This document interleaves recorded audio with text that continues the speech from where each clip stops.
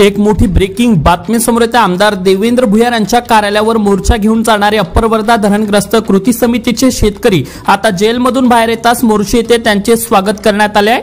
तर आमदार देवेंद्र भुयार मुर्दाबाद मुर्दाबाद अशा घोषणा देत पुन्हा या शेतकऱ्यांनी आमदार भुयार यांचा निषेध केला आहे। तर या बातमीचे प्रस्तुत करत आहेत अभिनंदन अर्बन कोऑपरेटिव्ह बँक शाखा वरुड। आता अभिनंदन अर्बन बँकची सेवा वरुड शहरात सुरू झाली असून ग्राहकांसाठी एक विशेष भेट म्हणून 425 दिवसांची अभिनंदन मुदत ठेव योजना सुरू आहे, ज्यात ग्राहकांना 8.50% व्याजदर मिळणार आहे। तर सोने तारण कर्ज, गृह कर्ज, MSME, टर्म लोन व CC अशा विविध कर्ज योजना अल्प व्याजदरात उपलब्ध असून ठेवीवर आकर्षक व्याज मिळणार आहे। तर लॉकर सुविधा देखील उपलब्ध आहे। आमचा पत्ता पोलीस स्टेशन समोर अप्रोच रोड, अभिनंदन अर्बन बँक वरुड। तर मोर्शी शहरात स्वागत झाल्यानंतर या ठिकाणी तुरुंगातून आलेल्या शेतकऱ्यांनी आपला अनुभव सांगून ही लढाई कायम अशीच सुरू राहील असे वक्तव्य देखील केले आहे।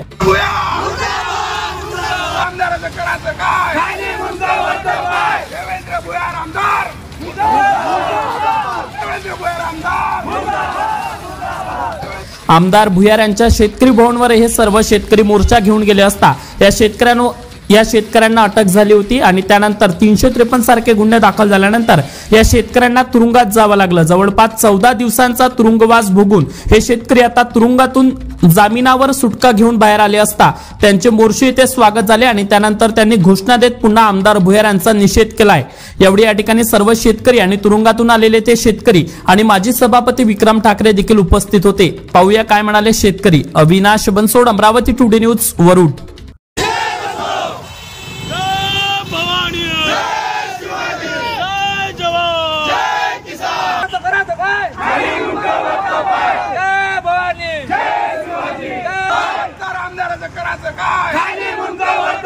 देवेंद्र भुयार आमदार, देवेंद्र भुयार आमदार।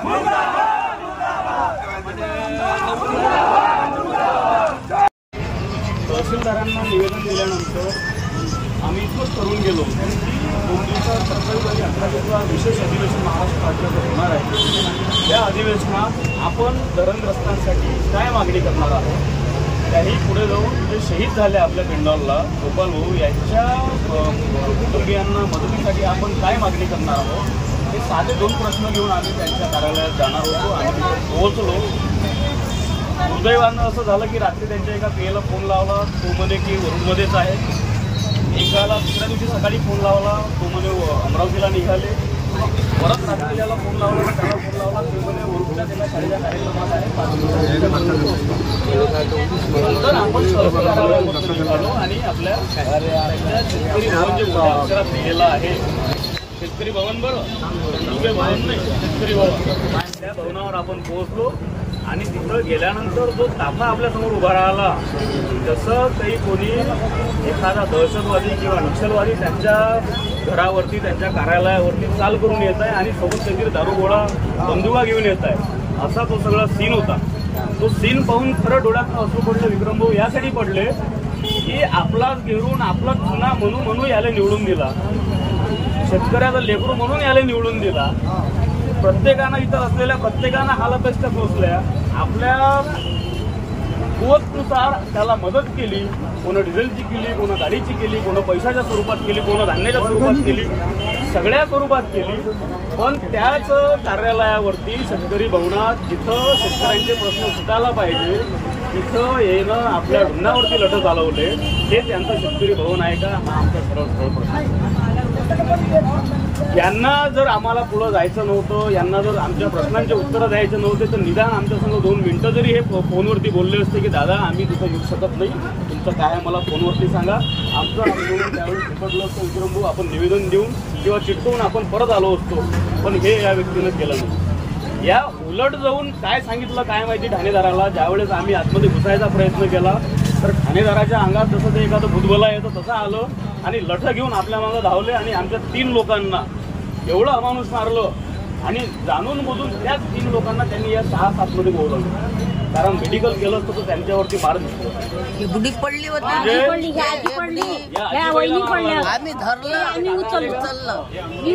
याच्या डोक्याला मार होता, यांच्या छातीला मार होता।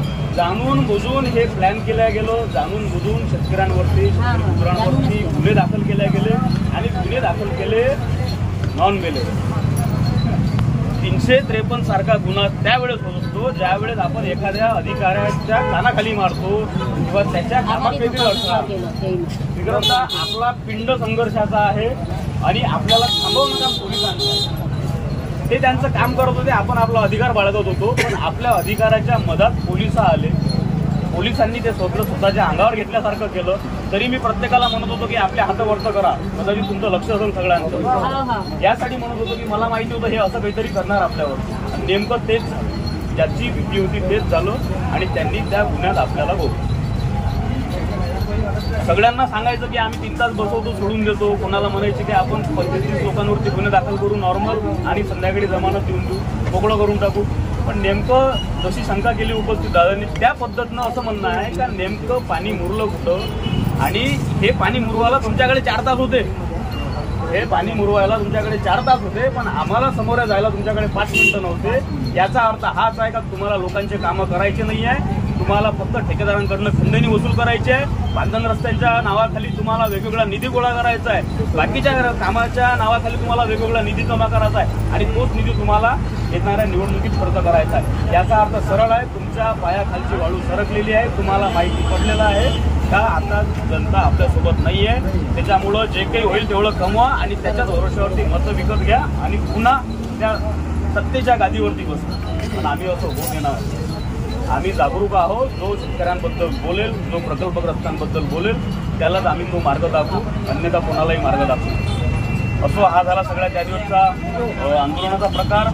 आता खरी गोष्ट आहे आपली तुरुंग. असं जिवंतपणी नरक पाहणं ज्याला म्हणतात ते तुरुंग आहे. एका बाजूला 4 मर्डर केलेला एका बाजूला 3 मर्डर केलेला कोणी बलात्कारी कोणी कसं कोणी 354 वाला. हे सगळे आता हे जे सगळे आपले प्रवीण भाऊ आहे हा पोरगा बिचारा त्या दिवशी आला प्रवीण कोवळे याला गोवल्या गेलं. त्याच्यानंतर आमचे अमोल भाऊ आहे गजानन भाऊ आहे आमचे नरेंद्र भाऊ आहे. या लोकांनी कधी जेल पाहिलं नाही कधी पोलीस. आज अशाही लोकांना यातना सहन कराव्या लागल्या. त्या सगळ्या आपल्यासाठी केल्या. कुणाला आनंद नसतो तुरुंगात जायचा कुणाला शोक नसतो पोलिसांसमोर आपल्या समस्या मांडताना त्यांच्यासाठी झटापट करायचा कोणालाच नसतो. पण आज हे दिवस आपल्याला केवळ आणि केवळ या एका व्यक्तीमुळे पाहायला मिळाले. पण याची परतफेड आपल्याला करावी लागणार आहे. तिथं जेवताना मीठ नसतं तिखट नसतं. रामाचा वनवास 14 वर्षानंतर संपला पण त्या एका वर्षाचा काय झालं असेल बघ त्या एका वर्षात तो आम्हाला एका दिवसाची माहिती पडत जातो. जेवताना त्रास झोपताना त्रास बसताना त्रास पाणी जे काही असेल हे सगळं त्रासदायक होतं त्या वास्तूमधलं त्या तुरुंगातलं. म्हणूनच कदाचित त्याला तुरुंग म्हणत असेल. पण गधे आणि घोडे एकाच वैरीत बसवल्या गेले. आमचं त्याही वेळेत एकच म्हणणं होतं की बाबा आम्ही राजकीय आंदोलक आहोत हे गुन्हे आमच्यावरती आहे निदान आम्हाला तरी वेगळी ट्रीटमेंट द्या. तसं झालं नाही. ते सगळ्यांना सारखीच ट्रीटमेंट देत असतात. पण यानंतर आपला लढा थांबेल किंवा आपला लढा शमेल असं त्यांना वाटत असेल पण आपण तसं होऊ देणार नाही. आपला लढा आणखीन तीव्र करू. येणारा काळ हा विधानसभेचा आहे आणि हे लोक आपल्या गावात मतं मागायला भीक मागायला येणार आहे. त्यांची भीक आपण त्यांच्या ढुंगणावर द्यायची की पाठीवर द्यायची आपण ठरवायचं आहे. आणि एकच म्हणणं आहे जो सत्ताधारी पक्षातला नेता आपापल्या गावात येईल त्यांना पहिले प्रश्न करायचा तू काय झक मारली तेच सांग. मंत्रालयामध्ये असो किंवा कलेक्टर ऑफिसमध्ये असो किंवा अन्य ज्या ठिकाणी प्रयत्न करता येईल त्या ठिकाणी या सगळ्या मंडळींनी प्रयत्न केले आणि त्या ठिकाणी ज्यांनी आपले प्रश्न मांडले आवाज उठवला त्यांनी आवाज ऐकून घेतला आणि नंतर मग ते वापस त्या ठिकाणी आपल्या घरी गेले. आपल्या या उपोषण मंडपात त्या ठिकाणी वापस आले आणि त्याच पद्धतीनं आपला आवाज शासनापर्यंत पोहोचवण्यासाठी लोकप्रतिनिधीपर्यंत पोहोचण्यासाठी हे सगळे धरणग्रस्त मंडळी वरुडमध्ये आमदार महोदयाच्या कार्यालयात त्या ठिकाणी गेले असता मला असं वाटतं की मंत्रालयात मुख्यमंत्री बसते कलेक्टर ऑफिसमध्ये कलेक्टर बसते आणि या आमदाराला कुठलाही आमदार असो 288 आमदार मधला तिथल्या लोकांनी त्यांना निवडून ह्याच्यासाठी देते की आपले प्रश्न सोडवण्याचे की नाही सोडवण्याचे तो नंतरचा भाग आहे पण निदान आपले प्रश्न हे ऐकून तरी घेतले पाहिजे. याच्यासाठी प्रामुख्यानं आपण लोकप्रतिनिधीची निवड त्या ठिकाणी करत असतो आणि आपल्या माता भगिनी मंडळी, उमेश भाऊ, त्यांचे सगळे सहकारी मंडळी, पितृतुल्य मंडळी हे जेव्हा त्या ठिकाणी गेले जेव्हा उमेश भाऊ आम्ही तो व्हिडिओ त्या ठिकाणी बघितला, व्हिडिओ व्हायरल झाला, अक्षरशः अंगावर शहारे आणण्यासारखी गोष्ट होती. म्हणजे इंग्रजांसारखे जेव्हा ब्रिटिश राजवट होती तेव्हा भारतीय नागरिकांवर जेव्हा त्या प्रकारचा जेव्हा अत्याचार चालत होता, तोच अत्याचार मला असं वाटते की आमदारांनी या धरणग्रस्त मंडळीवर त्या ठिकाणी चालवला. तुमचं त्या दिवशी आम्हाला घटना माहिती पडल्यानंतर आम्ही त्या ठिकाणी पोलीस स्टेशन मध्ये आलो, साहेबांना रिक्वेस्ट केली. त्या दिवशी सभापती होते, धनंजय होते. साहेबांना आम्हाला तेव्हा कबूल केलं का ठीक आहे म्हणे 2-3 तास थांबा, शांत होते, आम्ही सोडून देतो. पण मासे कुठं शिंकली हे मग नंतर आम्हाला दुसऱ्या-तिसऱ्या दिवशी माहिती पडलं. साहेबांवर बरेचसं प्रेशर त्या दिवशी स्थानिक लोकप्रतिनिधीचं होतं आणि त्यांनी हा अत्यंत जे काही कलमा लावल्या, म्हणजे आपण दरोडेखोर होतो, दंगलखोर होतो, एखादा आतंकवादी होतो, त्या कलमा त्यांनी लोकप्रतिनिधीच्या दबावाखाली त्या ठिकाणी लावल्या. पण असो, सत्तेचा माज जास्त वेळ कोणी इथे काही हे घेऊन आलेला नाहीये.